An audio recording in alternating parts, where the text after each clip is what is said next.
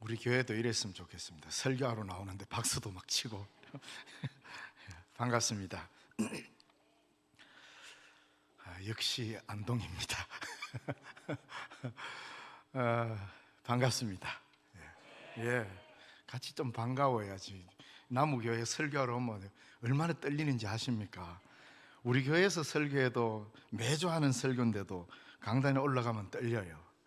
그런데 이게 낯선 데 와가지고 이래 설교하러 왔는데 그냥 눈만 뜨고 저를 딱 쳐다보면 제 부담돼가지고 끝까지 못할 수도 있습니다. 어쨌든 저는 영천 신령중앙교회입니다. 이 교회 다니기만 해도 신령해지는 교회입니다. 그래서 제가 이 교회, 우리 교회 지금 한 19년째 있다 보니까 뭐 그렇게 잘하는 거 없는데도 오래 있으니까 교회 이름이 그래서 그런지 남들이 신령하다 이러는데 궁금하면 저희 교회 한번 오십시오. 우리 진영신 목사님께서 아마 이곳에 부임하셔서 이렇게 긴 시간 이 교회 목회를 하고, 여러분 우리 목회자 세계가 그렇게 안 넓습니다. 좁습니다. 목사님들 이야기는 한 다리 건너면 전부 다 알 수 있는 이야기거든요. 그래서 영천에 있어도 우리 진 목사님 소문을 이렇게 다 듣습니다. 참 목회를 아름답게 하신다고, 그리고 성실히 하신다는 이런 소문을 듣거든요. 속으로는 은근히 남 잘 되면 왜 우리 그런 거 있잖아요. 어쭈 내보다 잘한다고 이런 느낌. 오늘 그 문제를 오늘 우리 이야기 좀 해야 됩니다. 근데 그 인간적인 마음이거든요. 이 상황이 우리 교회는 안 되는데 옆에 교회가 잘 돼요. 그럼 괜히 한편으로는 좋은 것 같은데 왠지 기분이 썩 좋지는 않아. 또 그런 게 들잖아요. 이게 인간이 갖고 있는 본성입니다. 그래서 안동동부교회 진영신 목사님이 제 후배기도 하고 이런데 잘한다 소문 들리니 반갑기도 한데 어쩌게 하는가 보다 이런 마음도 들고 그러잖아요. 신앙의 길이란 뭔가, 한번 뭐 대단한 공식을 대입해가지고 무슨 비밀을 획득해서 그걸 깨달아야 신앙이 월등하게 좋아지는 게 아닙니다. 예수님께서 우리에게 지극히 작은 것에 충성된 자가 큰 것에도 충성한다고 그랬거든요. 그러니까 우리가 무엇을 바꾸어야 되고 무엇을 작은 것부터 우리가 시도를 해야 되는가를 잘 알아야 합니다.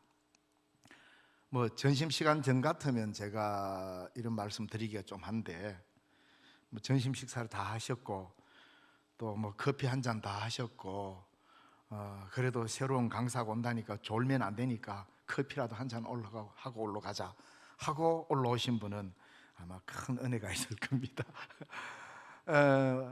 우리 어릴 때, 저는 어릴 때 초등학교 다닐 때 요즘 같은 이런 시설이 어디 있습니까? 그죠? 그때는 화장실에 그냥 일렬로 쫙 서가지고 그냥 화장실이라고 할 수도 없고 그냥 시멘트 벽에다 대고 그냥 볼일을 봤잖아요. 그냥 그래서 수업 마치면 팍 떡 가서 일렬로 쫙 섭니다. 그럼 무슨 약속이나 한 듯 그냥 우리 아이 때는 막 그냥 볼일을 보잖아요. 그때도 그냥 사면 될 텐데 또 짓궂은 놈이 있어요. 근데 그만 짓궂은 게 아니고 다 그랬습니다. 뭐 여기 어르신들 안 그랬다고는 못하겠죠. 소변 보면 어느 놈이 가장 높이 올리나, 그거 별거 아닌데 그거 하나의 자존심 겁니다, 아이 때는. 그래서 세상에 화장실이, 제가 키가 작았거든요. 초등학교 다닐 때 키가 작아서 이 맨 앞줄을 넘어가 본 적이 없습니다. 근데 키 큰 같은 학년이라도 키가 큰 친구는 옆에서 오줌을 싸면 제 키보다도 높은 데다가 쏩니다. 굉장히 기분 나빠요. 야, 나는 언제나 저기에 도달할까. 이게 우리 어릴 때 마음이었어요. 그게 이제 어리고 초등학교 시절에, 요즘 화장실은 그런 재미가 없어요. 그저 앉아서 조그마한데 그러니까 뭐 높일 일도 없고 그냥 물 내리면 끝이고. 여러분 요즘 그래 화장실에다가 그래 볼일 보면 아마 뭐 불려갈 겁니다. 예, 시설을 훼손했다든지 보기가 흉하잖아요. 그래서 우리 어릴 때 초등학교 화장실은 거기 소변이 닿이는 곳만 더러운 게 아니고 벽면 전체가 그냥. 그래서 선생님이 내 조회 때마다 화장실에서 점잖하게 소변 보라는 광고를 늘 했던 기억이 납니다. 이게 아이 때잖아요. 근데 이게 어른이 되면 고쳐질 줄 알았는데 어른 때도 똑같더라는 겁니다. 어른 때 그런 행동은 안 하지만 별것 아닌 거 가지고 누가 높으냐 그거 내기하고 그것을 좀 뒤진다 싶으면 기분 나빠버리고 열받아 버려요. 오늘 여러분 본문 읽어보셨죠? 예수님이 제자들을 불렀어요. 12명을 불렀습니다. 12를 부를 때 여러분 이 제자들 그렇다고 만만하게 보지 마세요. 왜? 예수님이 부를 때 적극적으로 순종하고 따랐기 때문에 12명의 제자가 된 거예요. 그때 불렀을 때 많은 사람들이 돌아간 사람 많습니다. 아이고 예수님 내가 우리 아버지 장사하고 올게요. 이거 소 샀는데 이거 시험 좀 해야 안 되겠습니까? 많은 이유를 대면서 예수님을 따라 나서지 못했어요. 그런데 이 12이 따라 나섰어요. 이것만 해도 얼마나 대단한 겁니까? 모습으로 볼 때는 예수님의 제자로서 한 3년간 따라다녔으면 많은 걸 배웠겠죠. 근데 이 마가복음은 잘 읽어보면 마태복음과 요한복음과 누가복음을 읽어보면 예수님의 공생애가 3년입니다. 그런데 마가복음을 읽어보면 예수님의 공생애가 1년밖에 안 돼요. 예루살렘에 한 번 올라가서 바로 돌아가십니다. 다른 기록이 없어요. 그런데 요한복음 같은 데는 예수님이 예루살렘에 3번 올라갑니다. 그러니까 3년의 공생애를 하는데 마가복음 아주 간단하게 기록해 놨어요. 물론 예수님의 공생애를 우리가 성경 전체로 볼 때는 3년이라고 봅니다. 어쨌든 제자들이 열심히 따라다녔어요. 그런데 예수님이 이제 마지막 십자가를 지기 위해서 예루살렘으로 올라가시는 이 길 위에 제자들도 함께 예수님과 길을 나섰습니다. 그동안 예수님이 하신 말씀이 얼마나 많습니까? 그런데 예루살렘으로 올라가는 이 길에 제자들이 길을 걸어가면서 뭔 이야기를 했냐 하니까 너희가 길에서 서로 토론한 것이 무엇이냐 이래 물었거든요. 그러니까 예수님이 앞서 가시는데 제자들이 지금 따라가고 있습니다. 따라가는데 예수님 앞에 보내놓고 저희들끼리 뒤에서 뭔가 심각하게 서로 이야기를. 토론은 회의할 때 해야 됩니다. 근데 예수님이 언제 회의한 적이 있습니까? 회의를 하지 않았어요. 논쟁도 하지 않았어요. 기도 아니면 그냥 길 갔습니다. 근데 길 가는 그 길이 좀 길었던가 봐요. 이제 예루살렘에 올라가기 위해서 가이사랴 빌립보에서 내려와서 갈릴리 쪽에 있는 가버나움에 딱 들어갔는데 이때 제자들에게 묻습니다.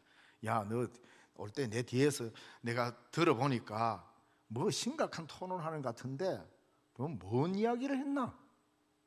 물으니까 제자들이 뜨끔해서 아무 말도 못하고 잠잠했다고 그랬습니다.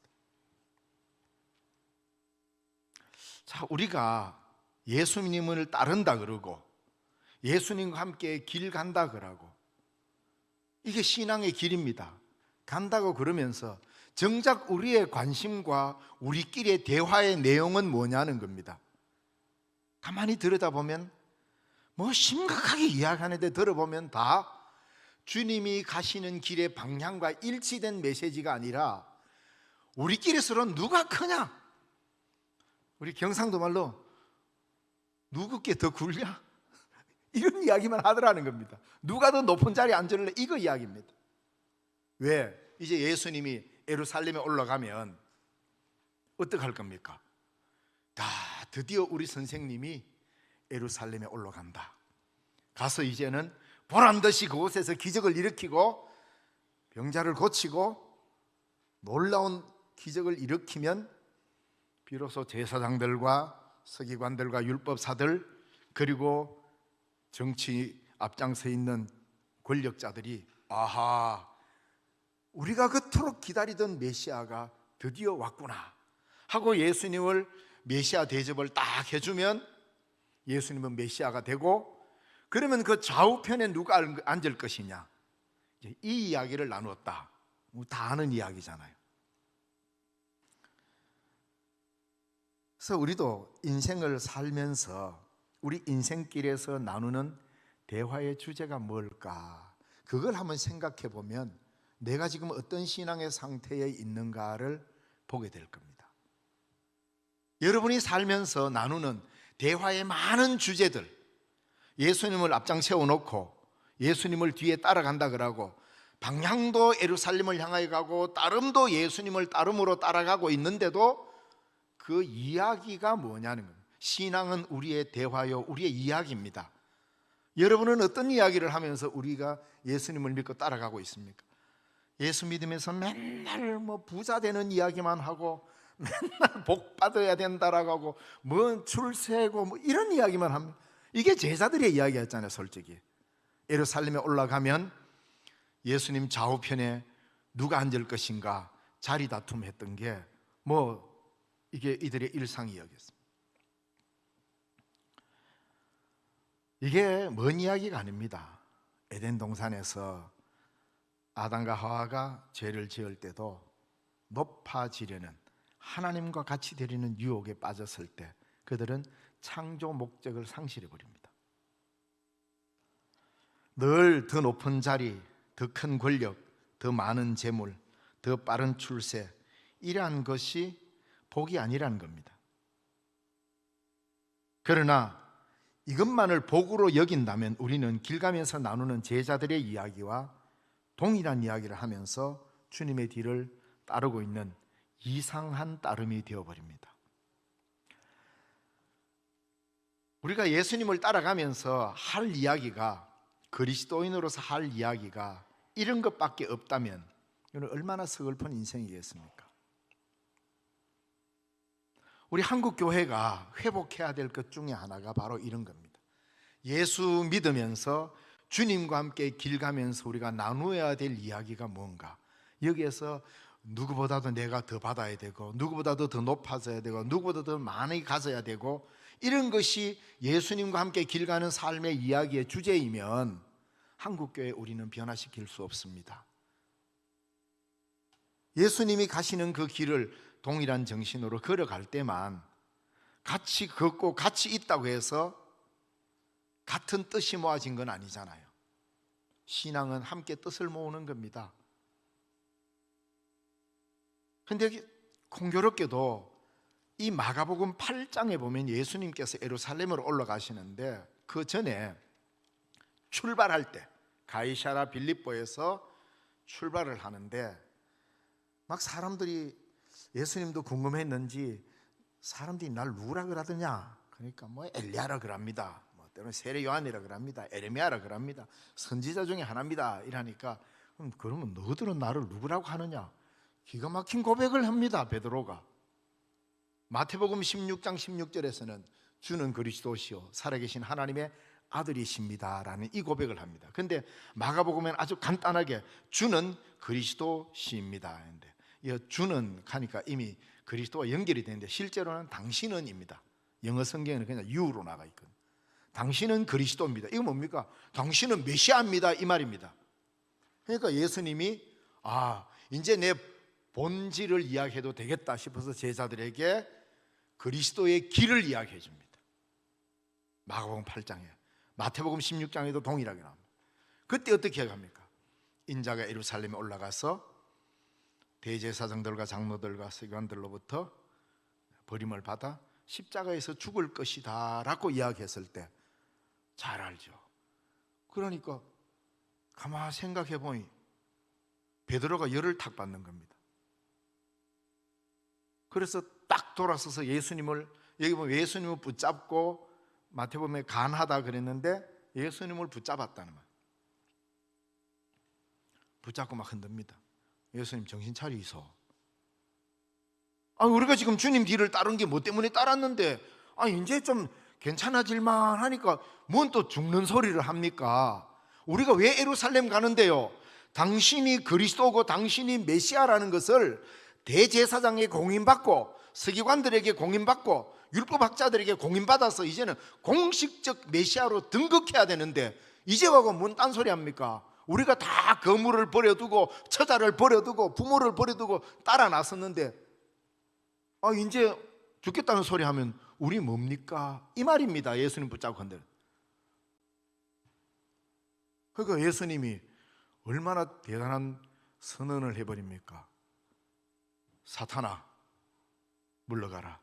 너는 나를 넘어지게 하는 자로다. 우리는 자꾸 막이 걸으면 뭐 이빨이 좀 튀어나오고 머리에 뿔이 달렸고 뭐 삼지창 하나 들고 아주 막 공포스러운 괴기스러운 이런 짐승의 모습을 하고 막 하건, 여러분 사탄이 그렇게 나오면 귀엽습니다. 차라리 안 그렇습니까? 그거 겁낼 일이 없습니다. 왜? 실제가 아니기 때문입니다. 가장 무서운 것은 고백은 그리스도라고 했는데, 그리스도를 따른다고 했는데 이 고백은 그리스도라 해놓고 이 고백과 삶의 정신이 일치되지 않으면 사탄이다 말입니다. 사탄이 어디에 따로 있습니까? 거창한 고백을 하면서도 그 고백에 삶이 따라주지 않으면 주님은 가차없이 사탄아 물러가라. 너는 나를 넘어지게 하는 자로다. 하나님의 나라를 방해하는 자다. 이 말입니다. 다시 말하면 길을 걸어가면서 함께 길을 가고 방향도 같은 방향을 바라보면서 길을 걸어가는데 삶의 정신이 다릅니다. 뜻이 다릅니다. 주의 길이 될 수 없다는 겁니다. 그래서 예수님의 제자가 사도로서 제자로서 주님을 따르는데 그 수제자 베드로한테 그냥 예수님은 조금도 여유를 보이지 않으시고 바로 그냥 직격해 버립니다. 사탄아 물러가라. 그럴듯한 우리의 이야기, 따름의 행동들 같지만 주님과의 삶의 정신이 일치하지 않으면 우리는 하나님의 나라를 향하여 가는 길이 아닙니다. 신앙의 길이란 여러분이 다 예수를 그리스도로 고백하고 믿음으로 고백하고 살지 않습니까? 그 고백과 삶의 정신을 끊임없이 일치시켜 나가는 것이 그리스도의 길인데, 이것을 일치시킬 일을 생각 안 하고 거창한 고백은 고백대로 해놓고 삶의 방식은 내 방식대로 해버리면 그게 사탄인 겁니다. 주님이 그대로 우리에게 지적해주는 사탄입니다. 성경에 나타난 가장 정확한 사탄은 베드로였습니다. 왜? 예수님이 그대로 지적했기 때문입니다. 이게 두려운 겁니다. 이게 우리의 삶에서 가장 두려운 거란 말입니다. 모든 사람은 하나님도 봤다 하고 마귀도 봤다는 사람이 있습니다.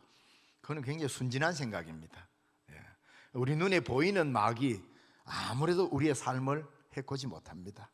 가장 무서운 것은 내 고백과 삶의 정신을 일치시키지 못하는 우리의 길입니다. 이것이 사탄입니다.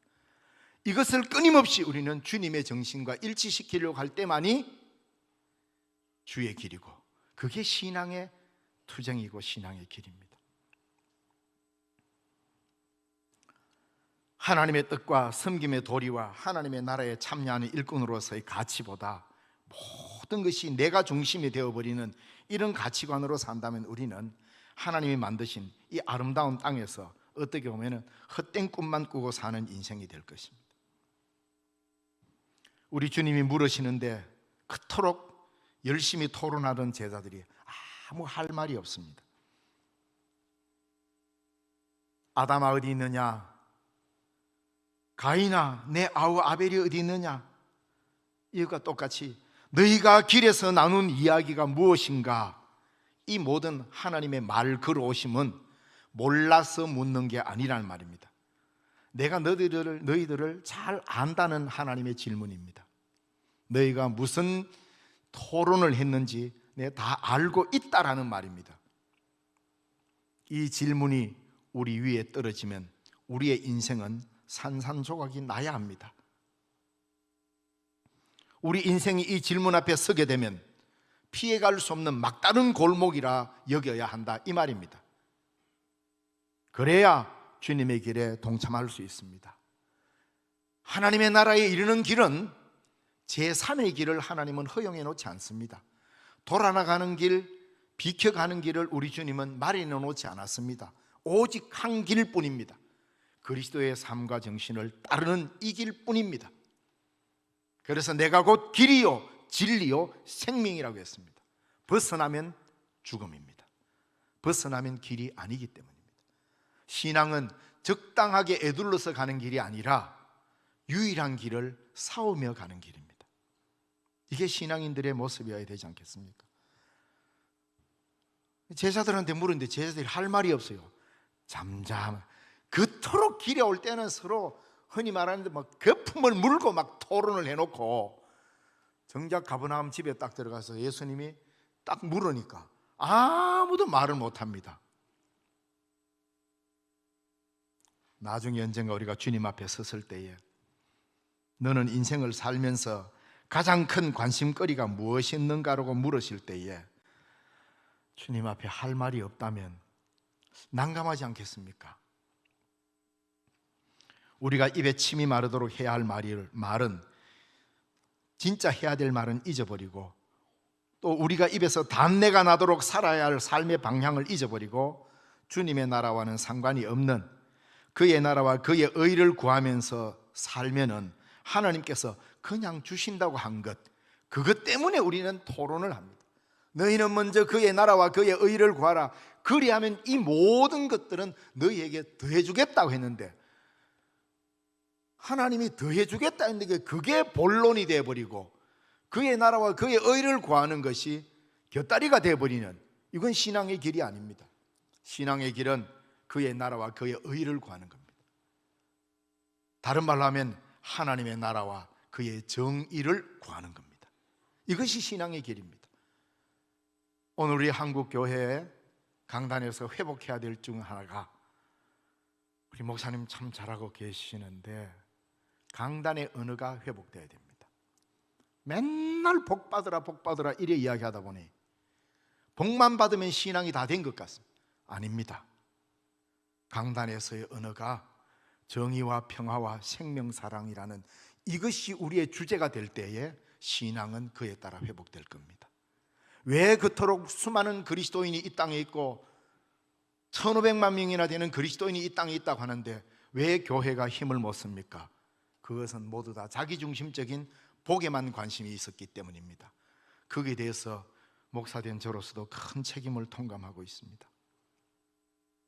여기에서 선포되는 말씀과 메시지가 정의롭게 살아라, 생명을 존중하며 살아라, 평화를 지향하며 살아라는 하나님의 나라 가치, 예수님이 따르는 그 가치를 이야기할 때만이 비로소 기독교 신앙의 진정한 승리의 길로 가는데, 개인의 무한한 복을 누리게 하고 그게 없는 건 아닙니다. 그러나 정의와 사랑과 평화와 생명을 존중하면 그 모든 것은 너에게 더해 주시겠다고 했습니다. 안 구해도. 우리가 길 가면서 토론하는 내용이 하나님의 나라 뜻과는 상관없는 그런 것들로 시간을 보내고 토론을 합니다. 길 가면서 그냥 이야기한 게 아니에요. 토론을 했다라는 말은 끝장을 보자는 말입니다. 누가 옳은지 그른지 논리적으로 서로 이야기를 해서 따져보자는 겁니다. 베드로가 나이 많다고 야 나이 순대로 하자 뭐 이랬다 하면 나이 적은 요한이 가만히 있겠습니까? 거기에 무슨 나이가 있습니까? 오히려 젊은 순대로 합시다. 예수님의 제자 중에는요 아주 특이한 사람이 있습니다. 세금을 받아가지고 로마 나라에 바치는 마태 같은 사람이 있었는가 하면 그런 사람을 찾아다니면서 찔러 죽이는 테러리스트였던 시몬도 있습니다. 열심당원. 이 누굽니까? 시카리오스 파입니다. 가슴에 칼을 품고 사는 사람이라는 뜻입니다. 로마에 협잡하는 사람들, 그냥 길 가다가 테러를 하는 사람. 예수님의 제자 안에는 모두 다 포함되어 있습니다. 로마의 협력적인 사람도 있었고, 정말로 로마에 칼을 들고 다니면서 로마에 협력한 사람을 그냥 찌르는 사람, 이 사람들이 다 주님의 가르침에 감동돼서 예수의 제자가 됐단 말이에요. 기가 막히지 않습니까? 그때 열혈당원이었던 시몬이 어따 하가 눈 한번 아래로 이렇게 치켜 뜨면 이 사람이 누군지 제자들 다 압니다. 그만 나겠습니까? 이런 분위기로 길 가면서 서로 변론했다 이 말입니다. 서로 높은 자리 차지하려고. 예수님의 제자들이 지금 예수님의 뒤를 열심히 따르고는 있습니다. 몸은 따르는데 추구하는 정신은 예수님이 가장 미워하는 것들로 자꾸 차곡차곡 세워가고 있습니다. 여러분의 인생길에 무엇을 채울 것인가? 제자라는 이름과 제자라는 삶이 일치되어야 그리스도의 일꾼이 되는 것입니다. 이걸 끊임없이 일치시키려고 노력하는 것을 사도 바울은 말하기를 나는 날마다 죽노라, 나를 쳐서 복종하노라, 복종시키노라, 이렇게 표현했습니다. 왜? 쉽지 않거든요. 가만히 있다고 저절로 되는 게 아니거든요, 이거는. 그래서 자기를 쳐서 복종시킵니다. 그래야만이 제자라는 타이틀과 제자라는 삶이 일치가 이어집니다. 이걸 일치시킬 때 우리 주님은 잘했다, 착하고 충성된 종아, 그럴 거 아니겠습니까? 이름은 제자인데 그 정신은 정욕적이요 세상적이라면 우리는 하나님 앞에서 할 말을 잃어버리는 잠잠한 그리스도인으로 마지막을 맞이하게 될 것입니다. 그리고 예수님께서 가장 큰 자는 가장 낮은 곳을 볼 수 있는 자여야 한다라는 것을 가르쳐 줍니다. 우리 안동 동부교회가 아주 참 좋은 시도를 하고 있고, 큰 특징 중에 하나가 일부 예배를 제가 그래도 이어 올라 그러면 정보를 좀 알고 와야 안 됩니까? 그죠? 그래서 제가 홈페이지에 들어갔거든요. 주보가 언제 올라오노? 또 보고. 그랬더니 제가 토요일 날인가 딱 가니까 들어왔어요. 근데 일부 예배 때 뭐 강인의 자매도 있고 고하민 형제도 있고 뭐 이래요. 그러니까 일부 예배 뭐 이러나 알고 봤더니 어린아이들과 가족들과 함께 통합 예배를 한대. 이제는 우리가 이렇게 어른들만 모이는 것도 좋고 아이들만 모이는 것도 좋지만 공동체가 다 함께 모여서 드리는 이런 예배를 이제는 한국교회에 다시 한번 회복하고 시도해야 될 때가 됐는데, 이걸 앞장서서 하신다 그러니까 제가 굉장히 참 부럽기도 하고 그랬습니다. 저희 교회도 시골인데요, 놀라지 마세요. 전교생이 40명밖에 안 됩니다. 초등학교.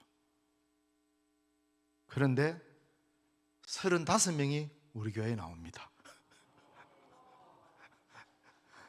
아니, 박수 치지 마세요. 왜?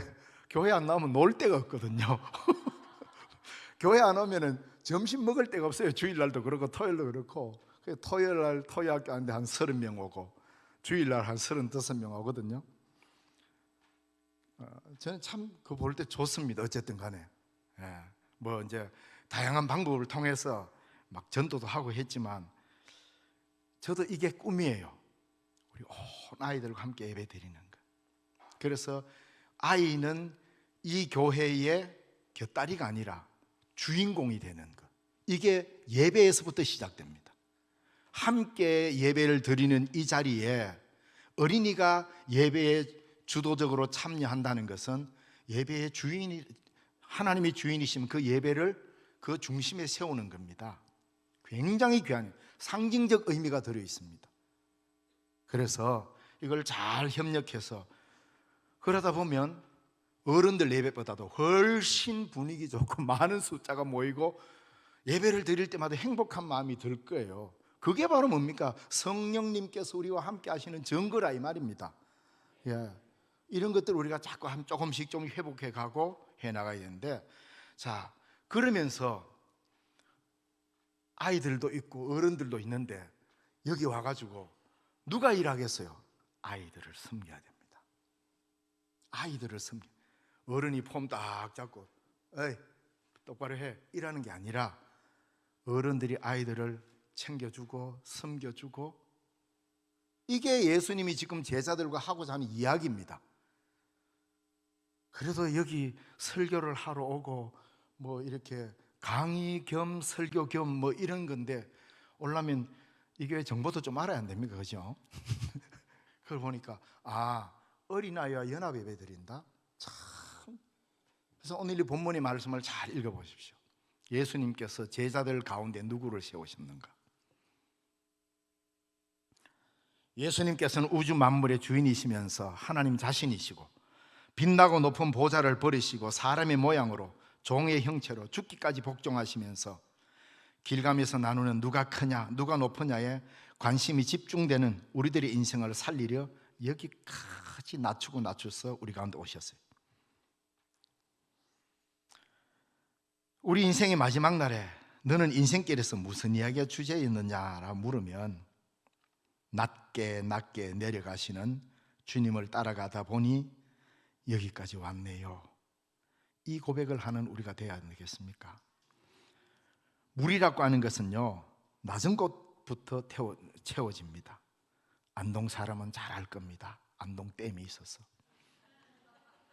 댐에 갇혀진 물의 위력은 어디서 나옵니까? 아래에서부터 채웠기 때문에 강력한 힘을 가지고 있습니다.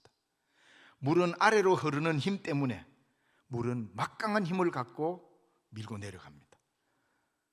한두 방울 흐를 때 모르지만 이 물이 내려가려고 하는, 낮은 곳을 향하려고 하는 이 힘이 전기도 일으키고 큰 힘을 일으키지 않습니까? 그래서 물의 힘은 대단하고 위력적입니다. 높아지려는 욕심을 가지고 사는 사람의 힘보다 낮은 곳에 처하며 섬기는 사람의 힘이 더 위력적입니다. 우리는 높은 곳에 올라가면 세상을 변화시킬 수 있다고 이야기하는데 하나님의 나라 기준은 그렇지를 않아요. 예수님께서 뭐라고 말씀하셨습니까? 누구든지 누구든지 첫째가 되고자 하는 자는 무사람의 끝이 되고 무사람을 섬기는 자가 되어야 한다.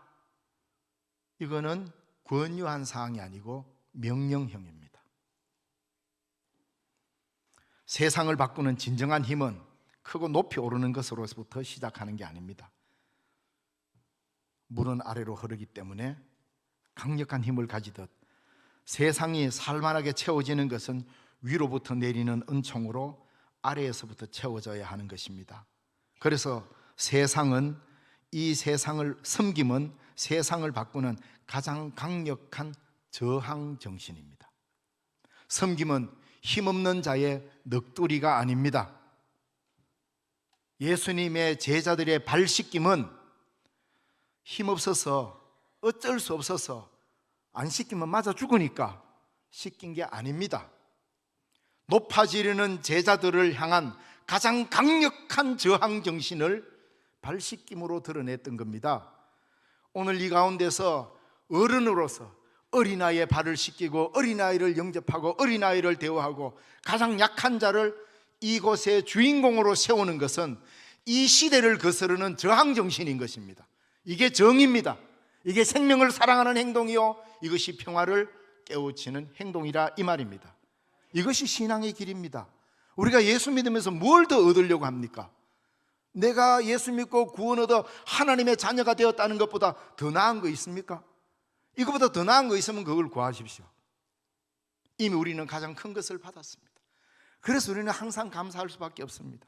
그러면은 이것이 우리에게 온 것은 주님의 낮아짐과 섬김을 통하여서 왔기 때문에 이 세상의 방식과는 전혀 다른 방식의 섬김의 삶으로 세상을 바꾸겠다.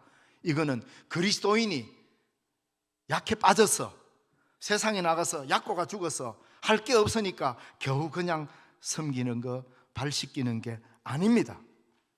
그리스도인이 세상을 향하여 세상을 변화시키는 가장 강력한 저항 정신은 섬김에서만 나옵니다. 섬기지 않으면 바뀌지 않습니다. 첫째가 될 욕심으로 첫째가 되겠다는, 이 본문을 많은 사람들이 오해를 해요. 네 높은 사람 되고 싶으냐? 첫째가 되고 싶으냐? 그러면 지금 잘 섬겨라. 그러면 언젠가 첫째가 될 것이다. 아이고, 또 이래 이야기하는 사람 있네요. 이 본문은 그런 내용이 아닙니다. 만약에 그런 마음으로 섬긴다면 그 섬김은 저항 정신이 아니고 정치적 행동일 뿐입니다. 그건 신앙의 정신이 아닙니다. 왜? 복선을 깔고 있잖아요. 첫째가 되고 싶은 욕심을 저버리지 않고 섬기는 것은 정치적 욕망일 뿐입니다. 내가 높아지려는. 크게 되고 첫째가 되는 것이 꿈이 아니라 주님의 낮아지심에 따라 그냥 순종하며 사는 자가 하나님 나라에서 첫째요 큰 자로 사는 것입니다. 이때 예수님은 본보기를 보여주셨어요. 어린아이를 안으셨다 그랬습니다. 어린아이를 안아서 어린아이 하나를 데려다가 그들을 가운데에 세우시고 안으시며, 예수님은 키가 암만 작아도 제보다는 큰 것 같습니다. 예. 제가 키가 1m 70이 안 되거든요.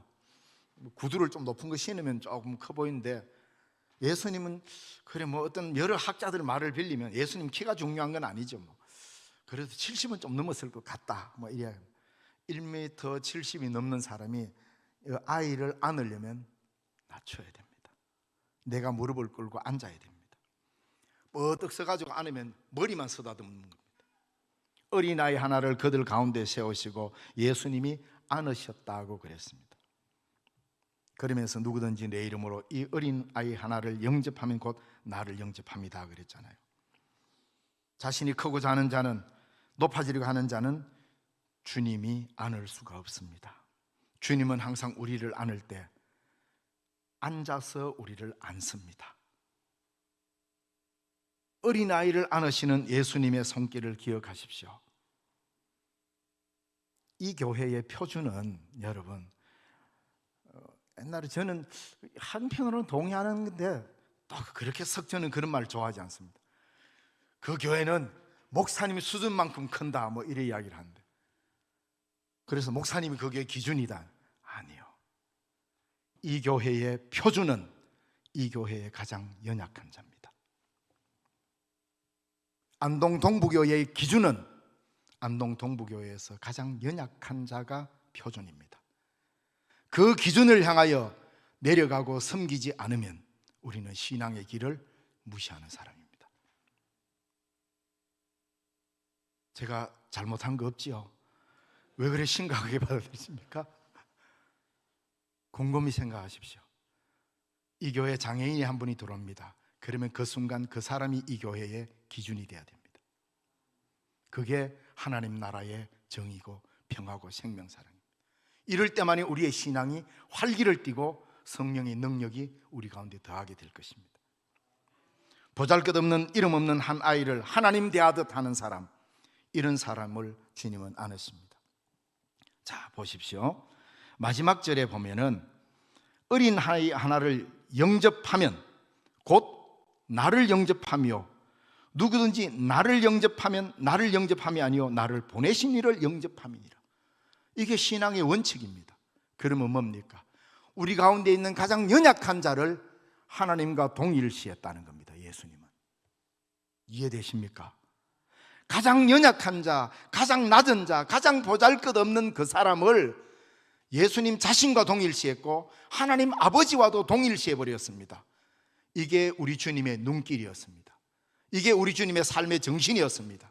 이 눈길과 이 삶의 정신을 회복할 때만 우리는 신앙의 길을 간다, 예수님의 길을 올바르게 따른다라고 말할 수 있단 말입니다. 하나만 더 말씀드리고 마치고자 합니다. 예수님께서 제자들의 발을 씻겼습니다. 제가 대구에 있을 때 우리 진 목사님이 내당교에 있을 때 저는 대구 제일교회 부목이었습니다. 청년부 수련회 갔는데 맨날 청년들이 세족식을 하재요. 그래서 나 뭐 하겠다. 에이, 물도 좋고 한데 좀 합시다. 물이 안만 좋으면 뭐하노? 내가 뭐 하겠다. 왜요? 참 고민이 되더라고요. 그때 대구 제일교회가 좀 분쟁 중에 있었습니다. 교회가 어려움 속에 있으면 이렇게 나뉘고 저렇게 막 나뉘잖아요. 왜? 제자들처럼 누가 크냐 누가 맞냐 변론하다가 나뉘게 됩니다. 청년들도 예외가 아니었습니다. 그래서 내가 뭐 하겠다, 그래도 수련회 때 한번 합시다. 그래 불러놓고 한 10분간 이야기했습니다. 자, 예수님께서 세족식을 하면서 내가 주와 선생이 되어 너희에게 너희 발을 씻겼으니 이것이 옳으니라 그랬다. 스승으로서 제자의 발을 씻기는 것은 의로운 행위다. 다시 말하면 정의로운 행동이다 이 말입니다. 이게 왜 그렇습니까? 그래서 저는 인간적으로 자신이 없어서 뭐 하겠다 했는데 기도하고 주님 순종하겠습니다 그랬어요. 여러분, 예수님의 제자의 발을 씻겼던 것은요, 머리를 씻긴 게 아니고 발을 씻어 주셨어요. 그 의미가 너무너무 크기 때문에 저는 두려웠습니다. 제자들의 발을 씻었을 때 예수님이 그 의미가 뭐냐면, 아버지, 이 인간들이 이 발로 나를 짓밟아도 나는 아무 소리 안 하겠습니다. 이겁니다. 내 손이 이 사람의 발밑에 들어가서 이 발을 씻기는데 이들이 나를 짓밟고 건너가도 나는 아무런 말 하지 않겠습니다. 그저 섬기겠습니다. 나를 밟고 나를 욕하고 나를 침뱉어도 나는 섬기겠습니다. 이게 주님의 섬김입니다. 그래서 실제로 예수님은 자기를 배반하고 도망간 제자들 한마디 원망하지 않았습니다. 오히려 도망간 제자들을 찾아 나섰습니다. 이게 세족식의 의미입니다. 그저 폼 좋게 발 한번 씻긴다고 해서 끝나는 게 아니라, 내가 이 사람의 발을 씻었으면 이 사람이 나를 온갖 악담과 저주를 해도 나는 할 수 없어요. 그냥 섬길 뿐입니다. 이게 세족식의 의미입니다. 주님이 바로 우리를 그렇게 우리의 발을 씻겨 주셨습니다. 우리도 그렇게 하는 것이 뭐라고요? 옳은 일이라. 이것이 정의로운 일이다. 이것이 주님의 일이란 말입니다. 이 길을 가자고 주님이 저와 여러분을 불러 세운 겁니다. 이게 신앙의 길입니다. 이 길을 벗어나서 하나님의 나라를 이룰 길은 없습니다. 이 아름다운 길에 저와 여러분이 초대됐다는 게 이게 얼마나 감격스럽고 감사한 일입니까? 다른 사람을 부른 게 아니라 저와 여러분을 불러서 이 길을 가게 합니다. 이 믿음의 길을 갈 때 우리의 모든 것들이 치유되기 시작할 겁니다. 화해로 치유되고, 교회의 분쟁이 치유되고, 심지어 육체의 질병도 섬김으로써 치유될 수 있습니다. 하나님의 은혜로. 좋은 주제를 이렇게 가지고 치유 특강을 한다는데 정말 귀한 일을 하십니다. 그래서 한번 섬기십시오. 아름답게 섬겨보시면 치유가 안 되는 곳이 없습니다. 이걸 몰라서 우리는 자꾸 자기가 높아지려고 하다 보니까 분쟁이 생기게 되고, 미워하다 보니까 마음이 병이 들게 되고, 마음이 병이 들다 보니까 육체의 병도 드는 거 아니겠어요? 주님과 함께 길 가는 우리, 인간적인 냄새가 폴폴 나지만 그래도 주님은 우리를 불러서 그래도 끌고 갑니다. 여러분, 베드로가 예수님을 붙잡았습니다. 내가 예수님 붙잡는 것은 신앙이 아닙니다. 내가 예수님 붙잡고 갈 수 있다고요? 천만에. 내가 마음에 안 들면 놔버립니다. 신앙은 내가 붙잡혀서 가는 겁니다. 주님에 의해서 붙잡혀서 갑니다. 저도 솔직히 말하자면 예수님이 내 코를 끼가 여기까지 끌고 오니까 왔지, 내 편하자고 내 붙잡아서. 그래서 예수님을 붙잡았던 베드로는 사탄이 되었습니다. 예수님이 부활하신 이후에 마리아가 예수님을 붙잡으려 했을 때 나를 붙잡지 마라 그랬습니다. 우리는 예수님을 꽉 붙잡으면 이게 좋은 신앙이라는데 아니요, 자기 의를 드러낼 뿐입니다. 주님께 붙잡혀야 합니다. 그래서 주님, 나를 좀 꼭 붙잡아 주십시오. 섬김으로 살겠습니다. 주님의 긍휼만 필요로 합니다. 이런 기도가 우리의 기도가 될 때 길 가면서 쓸데없는 것으로 토론하지 않게 됩니다. 이 복된 인생을 여러분에게 하나님이 허락했다는 것 큰 복으로 여기시고, 우리 안동 동부교회가 날마다 아름다운 소문이 나는 교회 되기를 바랍니다. 기도하겠습니다.